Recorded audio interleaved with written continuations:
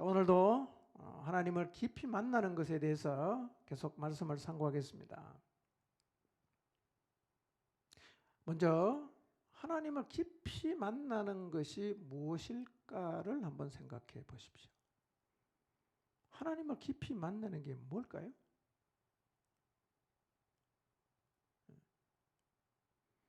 하나님을 깊이 만난다는 게 어떤 의미일까요? 기도를 길게 하는 것일까요? 성경을 많이 읽는 것일까요? 눈물을 흘리는 것일까요? 아니면 소리를 질러 부르짖어 하나님 앞에 기도하는 것일까요? 하나님을 깊이 만난다는 게 뭘까요? 생각해 보십시오. 뭐가 하나님을 깊이 만나는 거죠?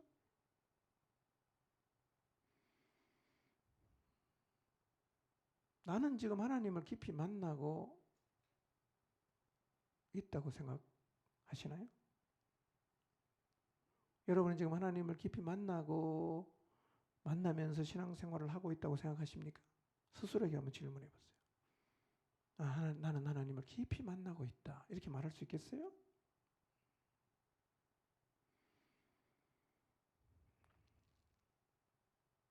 근데요, 하나님을 깊이 만나면 어떤 결과를 갖게 돼요. 그냥 깊이 만난다고 우겨서 깊이 만나는 게 아니라 하나님을 깊이 만난 사람의 삶에서 나오는 특징이 있어요. 그 특징이 있으면 내가 깊이 만나는 거예요. 근데 그런 게 하나도 없으면 나는 하나님을 깊이 만나지 못하고 있는 거예요. 그래서 그 삶의 결과를 통해서 내가 하나님을 깊이 만나고 있는지 그렇지 않은지를 알 수가 있습니다. 그래서 하나님을 깊이 만났다는 의미를 알기 위해서 오늘은 하나님을 만났던 사람들의 삶에서 나타난 결과가 무엇이었던가를 좀 살펴보도록 하겠습니다. 하나님을 깊이 만나는 방법은 다양해요. 한 가지만 있는 게 아니에요. 매우 다양합니다. 그런데 만난 결과는 다양하긴 하지만 큰 그림 속에서 보면 하나의 흐름으로 가요. 하나의 흐름으로 다 갑니다. 그게 뭔가를 오늘 좀 생각해 보도록 하겠습니다. 지난 2주에 걸쳐서 우리는 하나님을 깊이 만난 사람들이 얻은 몇 가지 결과를 살펴보았습니다. 야곱을 살펴봤죠. 야복강 나루터에서 홀로 남아 하나님과 씨름하며 하나님을 깊이 만났던 야곱은 새 이름을 받아요. 새로운 존재로 살게 되고 새로운 삶을 살게 되었습니다. 지난 시간 우리는 엘리야를 살펴봤어요. 하나님을 향해 유별난 열정을 가졌던 엘리야는 자신의 그림대로 펼쳐지지 않는 상황을 보면서 잠깐 낙심을 했지만 그런 자기를 찾아오신 하나님을 깊이 만남으로 다시 사명의 자리로 복귀를 했어요. 열대를 혈루증으로 앓았던 여인을 살펴봤어요. 이 여인은 예수님의 옷자락만 만져도 내가 낫겠다. 이런 마음이 있었어요. 그래서 무리가 애워사 밀고 있는 사이를 뚫고 나가서 예수님의 옷자락을 만졌어요. 그리고 혈루의 근원이 마르는 치유의 기적을 경험하게 되었습니다. 두소경, 사람들이 주변에서 시끄럽다고 조용하라고 막 꾸짖었지만 아랑곳하지 않고 간절하게 예수님을 불렀던 두소경. 예수님은 가던 길 멈추고 이들을 만나 주셨어요. 그리고 이들은 그렇게도 원했던 눈을 뜨는 치유의 기적을 체험하게 되었습니다. 그런데 성경에는 이 사람들뿐만 아니라 하나님을 깊이 만난 사람들의 얘기가 무수하게 많은데 몇몇 사례들을 좀 더 살펴보도록 하겠습니다. 빌립보 감옥에서의 바울과 실라입니다. 아시아의 무시아에서 성령의 인도를 받아서 복음을 전하다가 성령께서 계속 귀를 막고 마게도나 사람이 환상 가운데 와서 우리를 좀 도와달라는 환상을 보았습니다. 그래서 방향을 틀었어요. 그래서 마게도냐의 첫 성이었던 빌립보에서 복음을 전하다가 가는 길에 귀신 들린 여자에게 귀신을 쫓아내 줬어요. 이 일 때문에 사람들에게 잡혀서 옷을 벗기고 매를 엄청 맞고 깊은 감옥에 갇혔습니다. 두 사람은 깊은 감옥에서 하나님께 기도하고 찬양하던 중에 지진이 일어났어요. 그러면서 손을 다리를 결박했던 모든 결박이 풀리고 옥문이 열리는 기적을 통해서 하나님을 깊이 만나요. 다 풀렸으니까 도망가면 되잖아요. 도망가지 않습니다. 오히려 자결하려는 간수를 구원함으로 하나님의 소원인 교회가 빌립보 지역에 시작되게 되었습니다. 하나님의 산 호렙에서의 모세입니다. 양을 치다가 불이 붙었는데 가시떨기 나무가 사라지질 않아요. 신기하다. 보러 갔다가 하나님을 만나고 소명을 받습니다. 그리고 이스라엘을 출애굽시키는 지도자로 섬기게 되었습니다. 여리고 가까이에서 여호수아 요단을 건너고 길갈에서 할례를 행하고 유월절을 마친 어느 날 여리고 가까이 이르렀을 때에 여호수아는 칼을 빼들고 있는 여호와의 군대 장관을 만납니다. 그 앞에 엎드려 절합니다. 군대 장관이 말합니다. 내 발에서 신을 벗어라. 그는 군대 장관의 말을 듣고 신을 벗는 경험을 합니다. 그 후 난공불락의 성 여리고를 향해서 나갔고 가나안 정복이라는 사명을 감당하게 되었습니다. 엠마오로 내려가다가 예수님 만난 두 제자, 예수님 부활하신 그날 두 제자가 낙심해서 엠마오로 내려갑니다. 두 제자는 자기를 찾아오셔서 지금 대화를 나누고 있는데 예수님하고 대화를 나누다가 신비한 경험을 합니다. 가슴이 막 뜨거워집니다. 그리고 주님이 떡을 떼어 축사하시던 그 순간에 영의 눈이 확 열려서 자기와 지금 동행하시던 분이 예수님이라는 사실을 깨달아요. 그리고 두 사람은 내려가던 길에서 다시 돌아서서 예루살렘으로 돌아가게 되었습니다. 여리고를 지나가시는 예수님을 만났던 삭개오, 세리장인 삭개오는 세상 사람들이 원하는 만큼 돈을 가졌어요. 그런데 돈은 많이 가졌는데 알 수 없는 이유로 인생이 고뇌가 됩니다. 인생이 허무합니다. 도대체 인생의 의미가 뭘까? 내가 돈은 많이 모았지만 이게 무슨 의미가 있는가? 그러다가 평소에 소문을 들어 알고 있던 예수님이 그 도시를 지나간다는 소식을 들었는데 예수님을 너무 만나고 싶었어요. 그래서 예수님을 만나기 위해서 나갔는데 무리가 예수님을 애워싸고 있는데다가 삭개오는 키가 작으니까 예수님을 볼 수가 없어요. 그래서 주님이 가는 길목에 미리 앞에 가서 나무에 올라갑니다. 거기서 예수님 만났어요. 삭개오가 예수님 만난 다음에 삭개오는 자신의 인생을 걸고 모았던 돈 다 내려놓습니다. 그리고 완전히 다른 인생을 살게 돼요. 다메섹 도상에서 예수님 만난 바울, 예수 믿는 사람 엄청나게 핍박했던 바울, 다메섹으로 가다가 길에서 예수님을 만났어요. 그리고 그곳에서 예수님의 이름을 이방 사람들과 임금들과 이스라엘 사람들에게 전할 사람으로 부름을 받습니다. 예수님을 만난 바울은 즉시로 변했어요. 지금까지 이단의 두목이라고 확신해서 닥치는 대로 잡아다가 감옥에 놓고 채찍질했던 그 예수님을 구원자와 주님으로 즉시로 사람들에게 선포하기를 시작했습니다. 우물가에서 예수님을 만났던 사마리아 여인, 남편이 6이 있었지만 여전히 자기에게는 남편이 없다고 주장했던 창녀였던 이 여인, 우물가에 물을 기르러 갔다가 예수님을 만나요. 그리고 대화를 나누다가 예수님을 메시아로 받아들입니다. 그 후에 여인은 물동이를 버려두고 그렇게 가기를 꺼려했던 마을로 달려 들어가서 마을 사람들에게 내가 메시아를 만났다고 예수님을 전하는 사람이 되었습니다.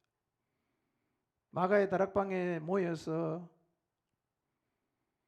예수님께서 약속하신 성령을 기다리던 120명의 제자들 주님이 성천하신 이후에 마가의 다락방에 모여서 전혀 기도에 힘쓰고 있었던 120명, 오순절에 성령의 충만을 받습니다. 그리고 그렇게 두려웠던 예루살렘 사람들을 향해서 예수님이 구원자요 주님이라고 담대하게 외칩니다. 그리고 이어서 예루살렘에서 뿐만 아니라 온 유대와 사마리아와 땅끝까지 복음의 증인이 되었습니다. 이것이 예수님을 깊이 만났던 사람들의 모임인 처음 교회의 모습입니다. 여러분이 간파했는지는 모르지만 제가 의도적으로 하나님을 깊이 만난 사람, 예수님을 깊이 만난 사람, 성령님을 깊이 만난 사람들의 이야기를 뒤섞어서 얘기를 했어요. 왜 이렇게 했냐면 똑같다는 거예요.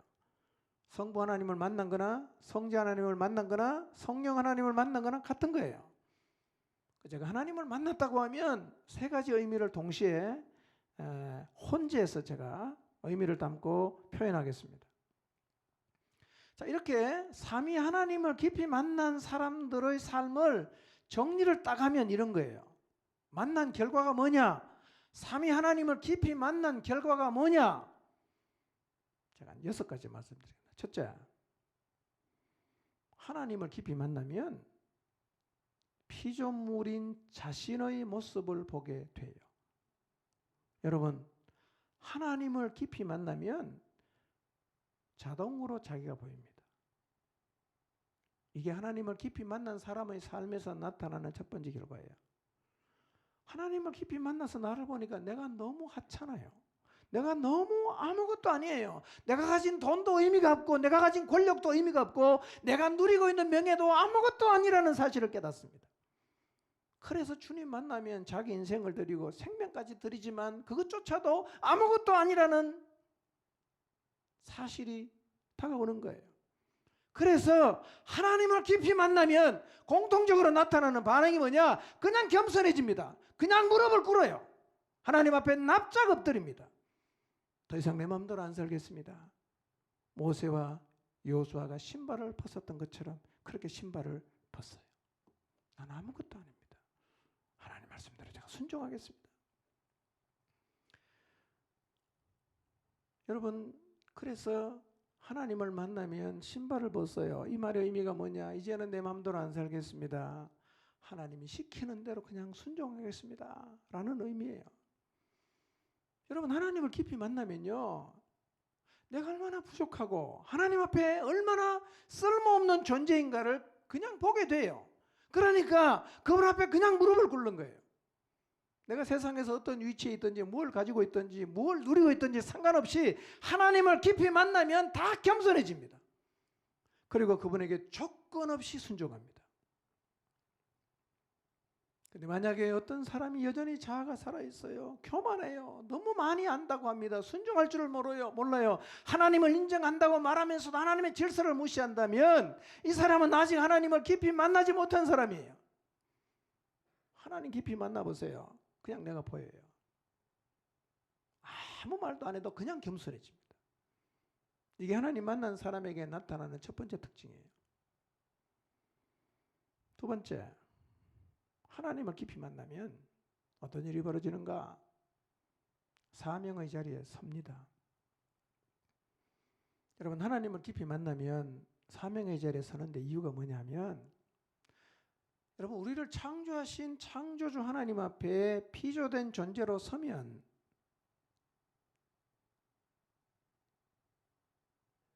피조된 내가 이 땅에 살면서 해야 되는 일 중에 어떤 일이 가장 의미가 있고 가치가 있는지가 보여요. 아하, 내가 이제 이걸 위해 살아야겠구나.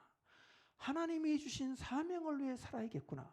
그래서 하나님을 깊이 만나면 사명의 자리에 다 서게 되어 있습니다. 그래서 성경에서 하나님을 깊이 만난 사람의 삶에서 나타나는 두 번째 특징이 뭐냐? 다 사명의 자리에 섭니다. 그거 외에는 가치가 있는 게 없어요. 다 글로 가는 거예요. 여러분, 그래서 하나님을 깊이 만난 사람 보세요. 사명의 자리에 가기 위해서 배도 버리고 그물도 버리고 부친도 버리고 돈도 버리고 직장도 버리고, 모세는 애굽의 왕이 될 수 있는 놀라운 부귀와 권세와 영광을 누리고 있었지만 다 버렸습니다. 버리고 내려놓고 사명의 자리로 갔어요. 이것이 하나님을 깊이 만난 사람들에게서 나타나는 현상이에요. 베드로, 야고보, 요한, 안드레, 레위, 주님 만나고 다 내려놓고 사명의 자리에 섰어요.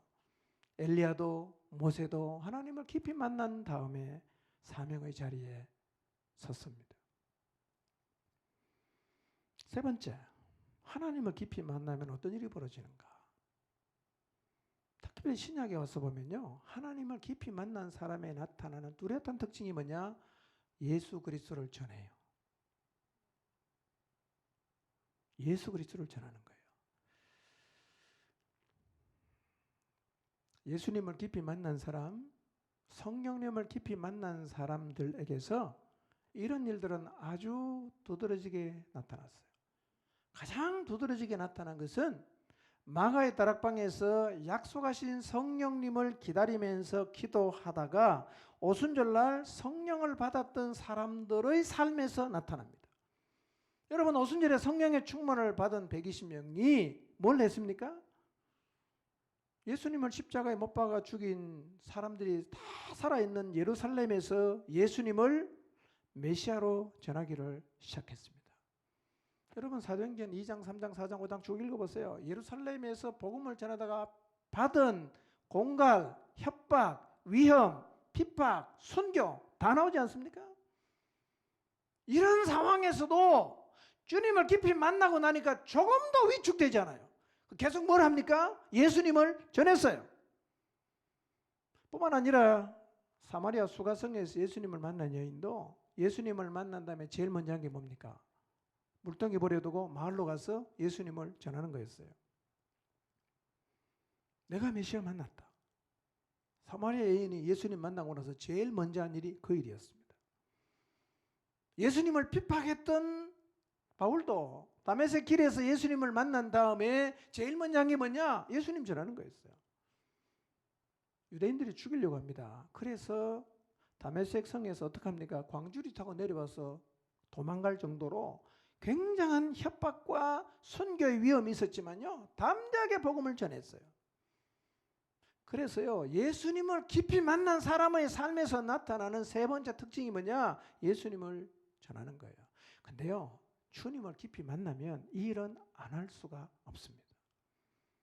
왜냐하면 하나님께서 멸망으로 가는 영혼을 구원하려고 자기 아들을 십자가에 죽기까지 대가 지불을 하신 일인데, 우리가 그 하나님 마음을 아는데 어떻게 이 사실을 전하지 않을 수가 있겠어요? 그래서 주님을 깊이 만나면 예수님을 전하는 거예요. 네 번째, 하나님을 깊이 만나면 하나님의 역사를 이루는 자리로 돌아갑니다. 살다 보면 하나님에게서 멀어지는 경우가 있죠. 물론 어떤 사람은 아예 대놓고 하나님을 멀리 떠나갑니다. 그렇게 대놓고 떠나간 사람은 누가 봐도 저 사람은 하나님에게서 멀어졌다고 다 알 수가 있어요. 그러니까 문제는 그게 아니에요. 교회 안에 머물러 있지만 마음이 하나님에게서 멀어진 거예요. 이게 문제예요. 교회 안에 머물러 있으면서 마음이 하나님에게 멀어진 사람은요, 자기가 하나님에게서 멀어졌다는 사실도 잘 몰라요. 교회 안에 머물러 있는 사랑하는 성도 여러분, 오늘 여러분이 하나님에게서 멀어진 것은 아닌지를 한번 잘 돌아보십시오. 하나님에게서 멀어지면 어떻게 됩니까? 하나님에게 관심이 없어집니다. 하나님의 역사를 이루는 자리에서 떠납니다. 교회를 다니지만 세상을 추구해요. 이게 교회 안에서 머물러 있으면서 하나님에게서 멀어진 사람들의 모습이에요. 나를 돌아보고 주변을 둘러보십시오. 교회에 머물러 있는데 하나님에게 관심이 없는 분들이 꽤 많습니다. 교회에 머물러 있는데 오직 세상만을 바라보고 추구하는 사람이 적질 않아요. 그런데요, 이 사람들도 하나님을 깊이 만나면 하나님의 역사를 이루는 자리로 다시 돌아가게 되어 있습니다. 엠마오로 내려가는 두 제자가 그랬습니다. 여러분 정직하게 하나님 앞에서 한번 돌아보십시오. 나는 지금 하나님의 역사를 이루는 자리에 서 있는가? 아니면 몸은 교회에 머물러 있지만 내 마음은 세상에 다 가 있는가를 잘 돌아보십시오. 다섯 번째, 하나님을 깊이 만나면 자신의 문제가 해결되는 경험을 하게 돼요. 야곱처럼 두려움과 답답함의 문제가 해결이 되고 자기 자신의 힘으로 도저히 해결할 수 없는 문제가 해결되기도 합니다. 12회를 혈루 쪽으로 앓던 여인처럼 혈루의 근원이 마르는 경험을 하게 되기도 하고 두 소경처럼 눈을 뜨게 되기도 합니다. 이처럼 하나님을 깊이 만나면 치유의 역사도 경험하고 내가 안고 있는 문제가 해결되는 경험도 하게 됩니다. 이렇게 자신의 문제가 해결받은 경우는 대부분 하나님 앞으로 나가는 경우들이 많았어요. 여러분의 힘으로 해결할 수 없는 문제, 세상의 의술로 해결할 수 없는 문제가 있다면 하나님을 깊이 만나기를 사모하시기를 바랍니다. 마지막 여섯 번째, 중요한 겁니다. 하나님을 깊이 만나면 어떤 일이 벌어지는가? 나의 그림과 하나님의 그림이 같아져요. 아주 중요한 거예요. 우리 모두가 우리의 인생에서 최선이라고 생각해서 그리고 있는 그림이 있어요. 우리 다 그런 그림 가지고 있고 지금도 다 그리고 있어요. 그런데 이 그림이 하나님이 내 인생을 향해서 그리는 그림하고 맞지 않을 때가 있어요. 이 두 그림이 내가 그리고 있는 그림, 인생의 그림과 하나님이 그리고 있는 인생의 그림이 일치를 한다면 더할 나위가 없겠지만 이 두 그림이 전혀 이렇게 맞지 않을 경우에는 심각한 문제가 생길 수가 있어요. 내 그림하고 하나님의 그림이 맞지 않으면 어떻게 되는지 아십니까? 우리가 하나님 때문에 낙심해요. 이런 경험 있었어요? 하나님 때문에 낙심하는 거예요. 하나님한테 이럴 수가 있냐 이거예요. 하나님 때문에 실망해요. 그리고 하나님을 심각하게 오해해서 하나님을 향해서 마음을 닫는 일이 일어나게 됩니다. 아마 인생을 살면서 이런 경험, 특히 신앙생활 하면서 해보신 적이 있을 거예요. 하나님 때문에 낙심해요. 참 말이 이상하지 않습니까? 우리가 어떻게 하나님 때문에 낙심할 수 있어요? 근데 실제로 많은 그리스도인들이 하나님 때문에 실망하고 하나님 때문에 좌절하고 하나님 때문에 힘들어합니다. 이유가 뭐냐? 내가 그리고 있는 이 그림대로 인생이 펼쳐질 줄 알았는데 전혀 다른 그림이 내 인생에 펼쳐지니까 내가 하나님을 향해 실망하는 거죠. 성경에도 이런 사례가 많아요. 엘리야. 여러분, 엘리야가 그린 그림이 있었어요. 엘리야가 그린 그림은 갈멜산에서 바알의 선지자와 영적 대결을 하면서 엘리야가 그리고 있는 그림이 뭐냐? 내가 이 영적 대결에서 이기면 뭔가 대단한 일이 일어나서 하나님이 대단한 일을 일으켜서 이스라엘을 새롭게 하실 것이다 라는 그림을 가지고 이 갈멜산의 영적 대결에서 놀라운 승리를 거뒀어요. 근데 문제가 뭐냐? 자기가 그린 그림대로 하나님이 그림을 안 그리시는 거예요. 아무 일도 안 일어나요. 엘리야가 어떻게 합니까? 실망하는 거예요. 좌절하는 거예요. 하나님, 이럴 바에는 차라리 제가 죽는 게 낫겠습니다. 하나님에게 투정을 하죠. 하나님이 엘리야를 만나 주십니다. 재우고 먹이고 40일 걸어서 하나님의 산 호렙에 가서 굴에서 하나님을 만나 주세요. 그렇게 엘리야는요, 그 굴에서 세미한 가운데 말씀하시는 하나님의 음성을 들으면서 하나님의 그림을 확인해요. 그리고 하나님의 그림을 받아들여요. 그러니까 어떻게 됩니까? 다시 사명의 자리에 복귀할 수 있는 거예요. 내 그림을 고집하는 게 아니라 하나님을 깊이 만나면 하나님의 그림을 확인하고 그 다음에 그 그림을 받아들입니다. 그러니까 내 그림대로 안 그려져도 내가 사명의 자리에 다시 설 수가 있어요. 야곱도 그랬죠. 400명의 군사를 거느리고는 형, 너무 두렵고 답답합니다. 그 하나님 앞에 기도하러 나갈 때는 어떤 마음이냐? 내가 이 에서의 문제를 해결할 수 있는 힘을 구하는 목적으로 하나님께 나갔어요.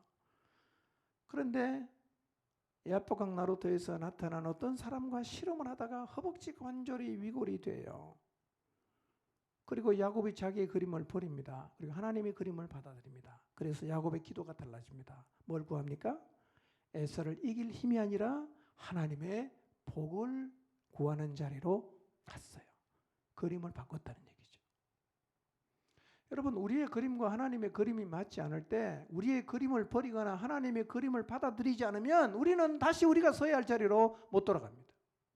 어떻게 돌아갈 수 있냐? 하나님을 깊이 만나면 하나님의 그림을 받을 수 있어요. 모세도 그랬어요. 사실 모세는 하나님에게 단단히 토라져 있습니다. 그가 40세가 되었을 때 한창 애굽에서 잘 나가고 있어요. 모세는요,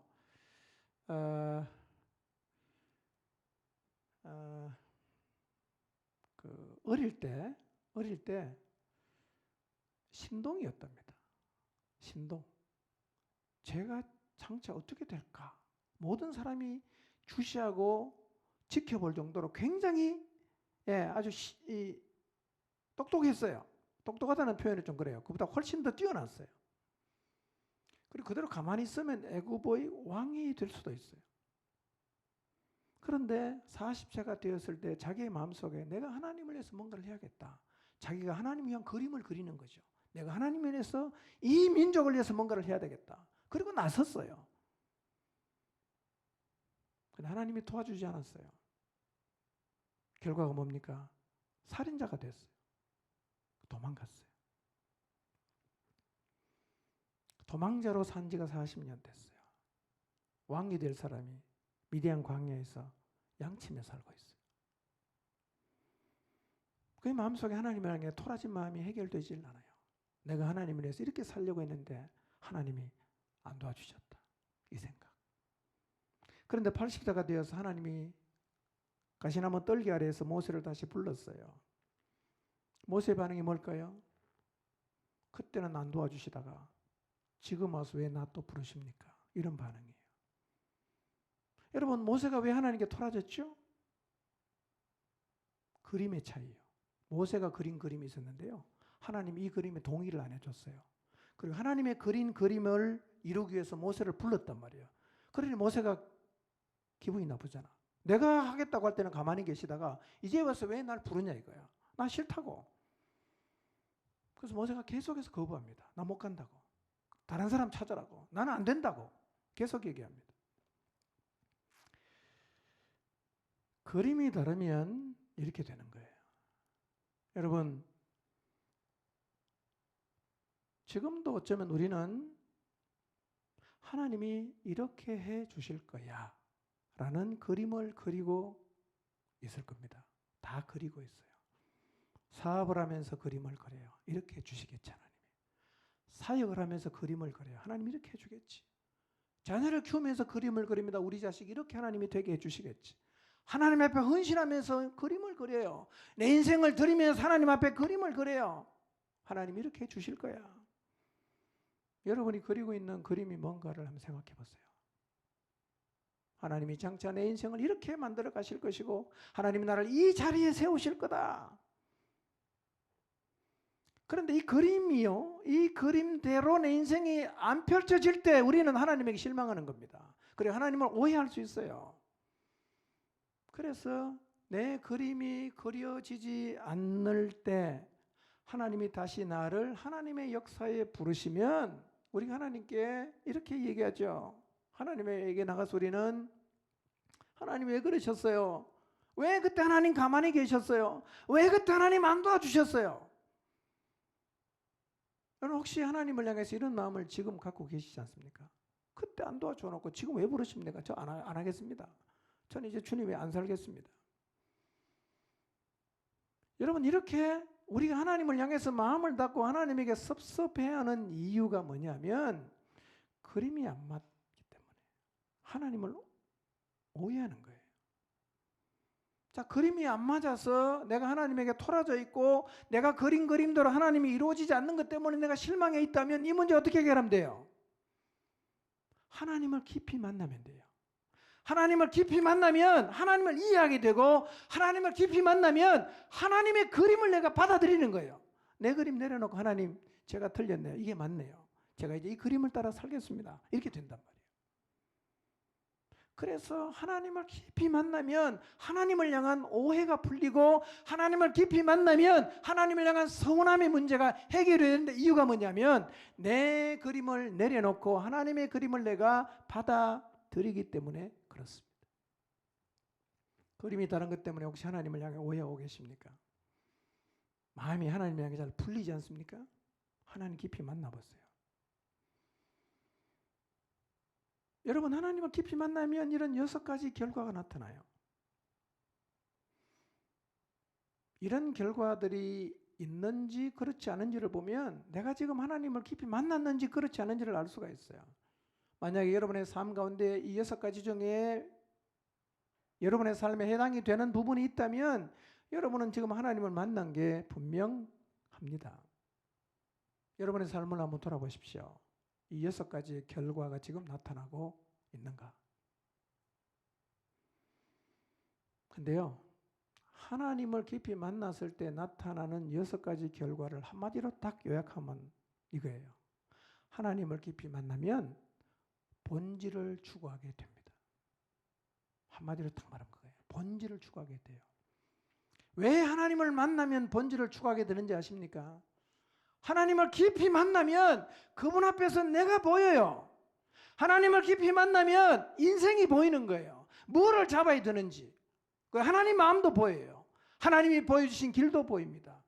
그래서 하나님을 제대로 만난 사람은요, 너나 할 것 없이 본질을 추구하게 돼요. 제대로 된 신앙생활이 뭐냐? 본질을 추구하는 거예요. 본질. 썩 없어져 버릴 세상의 것을 추구하는 게 아니라 본질적인 것을 추구하고 그 본질을 잡기 위해서 자기 인생을 던짐에 가는 게, 이게 제대로 된 신앙생활이에요. 그래서 하나님을 깊이 만나면요, 자기가 피조물이라는 사실을 깨달아서 겸손해져요. 하나님을 완전히 의지합니다. 그리고 하나님을 위한 사명의 자리에 서게 됩니다. 교회의 사명이요, 성도의 사명인 예수 그리스도를 전하는 일을 하게 돼요. 하나님의 역사를 이루는 일에 헌신하게 됩니다. 그리고 하나님과 같은 그림을 가지고 살아가게 돼요. 여러분, 하나님을 깊이 만난 사람이 본질을 추구하는 것은 오히려 당연합니다. 하나님을 깊이 만나면 그렇게 살 수밖에 없어요. 그래서 신앙생활을 하면서 본질을 추구하지 않는다면 하나님을 깊이 만나지 못했다고 봐야 됩니다. 하나님을 깊이 만나지 못한 사람의 신앙생활의 모습은 아래와 같아요. 잘 들어보시고, 이 모습이 여러분의 모습이라고 하면 여러분은 지금 하나님을 깊이 만날 필요가 있는 사람이에요. 본질을 추구하지 않는 그리스도인의 모습은 이렇습니다. 세상의 거짓의 노략을 당해서 절대 진리를 따르지 않아요. 사단이 세상에 뿌려놓은 거짓을 추구합니다. 그리스도인이라면 하나님을 따르는 것이 마땅하지만 늘 사단에게 끌려다녀요. 하나님이 좋아하는 일은 별로 안 하고 사단이 좋아하는 일을 계속합니다.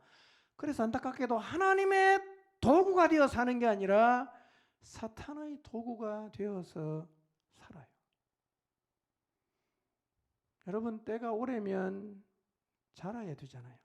신앙이. 여러분 집에 애 낳아보세요. 1년 되고 10년 돼도 똑같습니까? 자라지 않습니까? 신앙도 자라야 돼요. 그래, 단단한 음식을 먹는 자리에도 서야 되는데 하나님을 깊이 만나지 못한 사람은 세월이 많이 흘러가도 신앙을 보면 늘 제자리 걸음이에요. 도무지 잘하지는 않습니다. 10년 전이나 지금이나 말하는 거 보면 똑같아요. 사는 모습도 똑같습니다. 하나님을 깊이 만나지 못해서 그런 거예요. 변해야 됩니다. 자라야 됩니다. 이게 자라는 게 아니라 정상이에요. 시간이 지나면 의의 일꾼이 되어 하나님 나라를 위해 살아야 하지만 하나님을 깊이 만나지 못한 사람은 늘 죄에 빠져 있어요. 의의 일꾼이 아니라 죄의 일꾼으로 삽니다. 자라질 않으니까 영적인 깊이가 없어요. 신앙이 늘 초보입니다. 질문하는 것도 들어보면 너무 유치한 거 질문해요. 어린아이처럼 너무나 미숙합니다. 수없이 말씀을 듣지만 한쪽 귀로 듣고 딱 흘리는지 어떻게 된 연인지는 잘 모르겠지만 늘 같은 자리에 머물러 있어요. 하나님의 나라에 관심이 없어요. 입을 열어 복음을 한 번도 사람들에게 말한 적이 없어요. 세상은 눈에 번쩍 떠입니다. 여러분, 신앙의 기본 자세가 뭡니까? 하나님에게 순종하는 거잖아요. 근데 하나님을 깊이 만나지 못한 사람은 늘 불순종합니다. 그리스도 안에서는 늘 예라고 긍정해야 합니다. 그런데 하나님을 깊이 만나지 못한 사람은 늘 인간적인 관점을 가지고 못합니다, 안 됩니다, 할 수 없습니다 라는 말만 계속 해댑니다. 여러분, 길지 않은 인생, 하나님이 주신 사명을 기억하고 그 사명을 위해서 인생을 드리는 게 마땅한데요. 사명을 다 잃어버렸어요. 교회와 성도의 존재의 목적이 복음 전하는 일이지만 입을 열어 그 누구에게도 복음을 말하질 않아요. 그리고 늘 하나님과 다른 그림을 그리면서 하나님을 원망하고 하나님을 불평하고 하나님을 오해합니다. 하나님은 지금도 살아계시는데 오랫동안 교회를 다니고 신앙생활하지만 단 한 번도 하나님을 경험한 적이 없어요. 하나님 역사를 본 적도 없습니다. 종교인으로 사는 거죠. 삶의 모습이 이러하다면 하나님을 깊이 만나지 못한 거예요. 제가 지금 말씀드린 삶은요, 본질을 추구하지 않는 삶이에요. 여러분, 우리의 신앙은 본질을 추구하는 신앙이어야 합니다. 어떻게 하면 본질을 추구할 수 있냐? 여러분, 본질 대신 하나님을 깊이 만나야 돼요. 누구든지 하나님을 깊이 만나면 새로워집니다. 누구든지 하나님을 깊이 만나면 변화가 돼요. 하나님 만나면 눈에 보이는 걸 놓아버립니다. 지금 보이지 않지만 확실하게 존재하고 있는 보이지 않는 그 나라를 추구하며 살아가게 돼 있어요. 어떻게 하면요? 하나님을 깊이 만납니다. 하나님 깊이 만나시기를 바랍니다. 하나님을 깊이 만나기를 사모하시기를 바랍니다. 하나님을 깊이 만나는 것만이 사실은 희망입니다. 우리가 신앙생활해도 하나님을 깊이 만나지 못하면 우리의 신앙의 틀을 벗어날 수가 없고요. 변화된 삶도 경험할 수 없고 본질을 추구하며 살아가는 삶의 자리에 설 수도 없게 됩니다. 본문으로 돌아갑니다. 사도행전 4장 23절에서 31절인데요.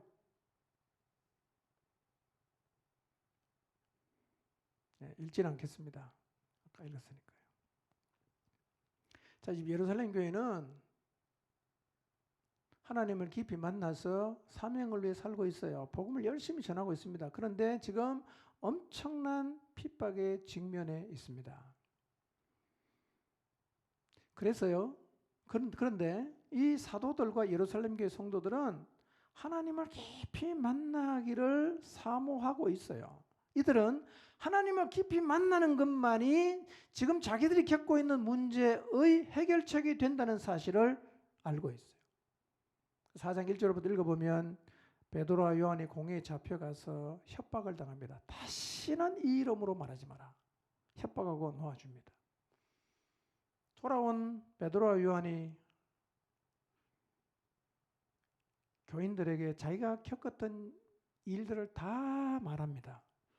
그리고 교회가 모여서 소리 높여 하나님 앞에 기도를 합니다. 기도 내용 일부예요. 주여, 이제도 그들의 위협함을 굽어 보시옵고 또 종들로 하여금 담대히 하나님의 말씀을 전하게 하여 주시오며 손을 내밀어 병을 낫게 하시옵고 표적과 기사가 거룩한 종 예수의 이름으로 이루어지게 하옵소서라고 기도합니다.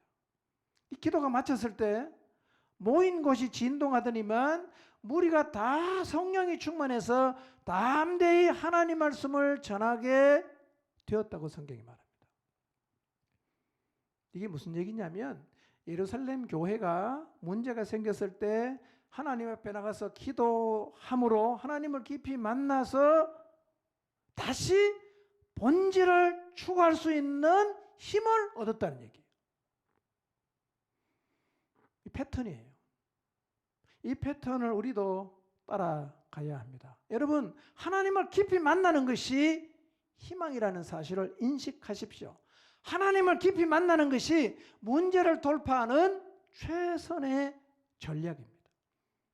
우리도 우리 앞에 문제와 한계가 있을 때 예루살렘 교회가 똑같이 하나님 앞에 나와서 합심해서 기도하고 기도를 통해 하나님을 깊이 만나야 합니다. 그렇게 되면 다시 하나님으로부터 본질을 추구하고 살아갈 수 있는 힘을 얻게 됩니다.